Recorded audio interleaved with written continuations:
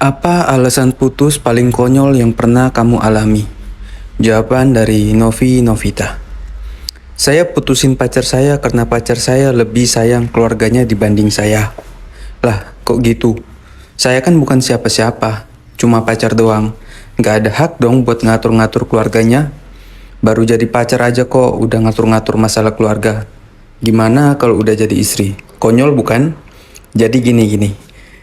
Pacar saya punya ponakan perempuan berumur sekitar 2 tahun.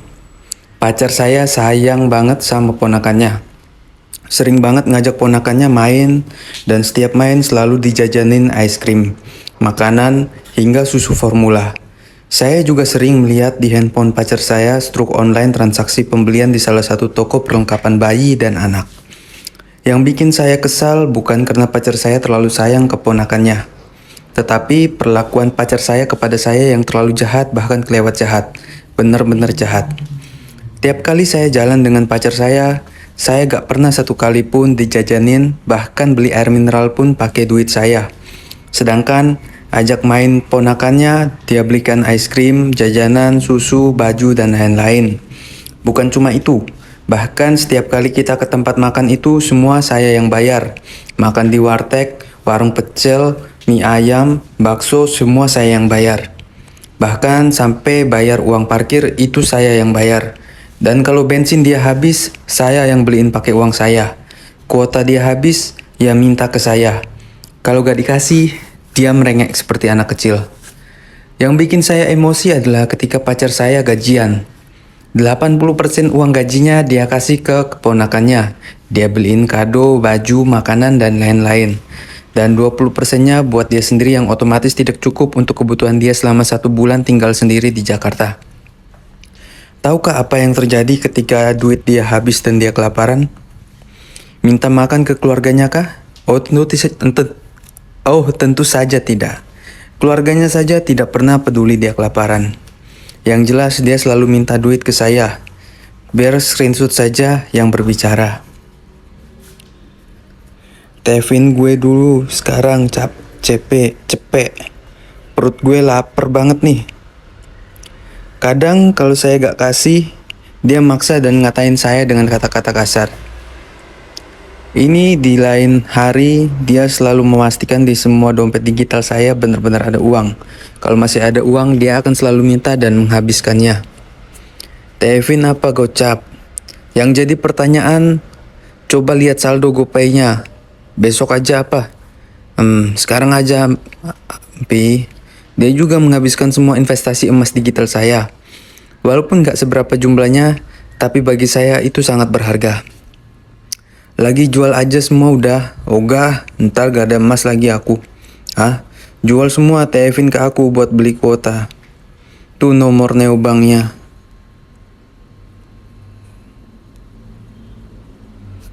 Waduh. Ini riwayat transfer saya di aplikasi Dana dan saya tidak pernah kirim uang ke orang lain melalui Dana. Saya hanya kirim uang lewat Dana hanya ke pacar saya saja. Kok mau ya? Kok bisa? Ini riwayat kirim uang ke pacar saya yang kalau di scroll sampai bawah lalu di total jumlahnya mungkin bisa kebeli iPhone keluaran terbaru. Saya pacaran selama 2 tahun lebih dan selama itu saya juga diporotin. Mungkin setelah baca sampai sini saya pantas dinobatkan sebagai bucin tolol. Dan kalau ditanya kok mau aja sih? Kok bisa bertahan sampai 2 tahun? Pertanyaan itu tidak pantas dilontarkan kepada orang-orang yang tingkat bucinnya level tolol. Karena mereka gak akan dengar. Yang didengar hanya omongan pacarnya saja. Karena bukan hanya materi saja yang dirugikan waktu saya, bahkan mental saya juga dibuat hancur. Pacar saya orangnya egois dan manipulatif. Dia selalu cerdik untuk membuat seolah semuanya saya yang salah. Oke, jadi sampai sini wajar gak sih kalau saya marah, kesel, emosi, dan gak terima kalau pacar saya ngasih materi berlebihan ke ponakannya, sedangkan dia memperlakukan saya seperti itu? Saya gak pernah mengharapkan uang dari pacar saya. Tapi hati saya rasanya sakit banget ketika terpikir setiap kali saya jalan sama dia, selalu saya yang keluar uang, sedangkan ketika dia ajak main ponakannya, selalu dimanja, diberikan es krim, Konyol sekali untuk cemburu pada anak berumur 2 tahun.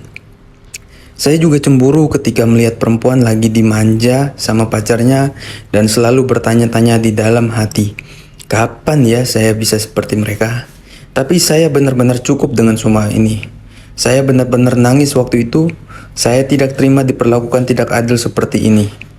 Saya dapat pengalaman paling buruk selama seumur hidup saya.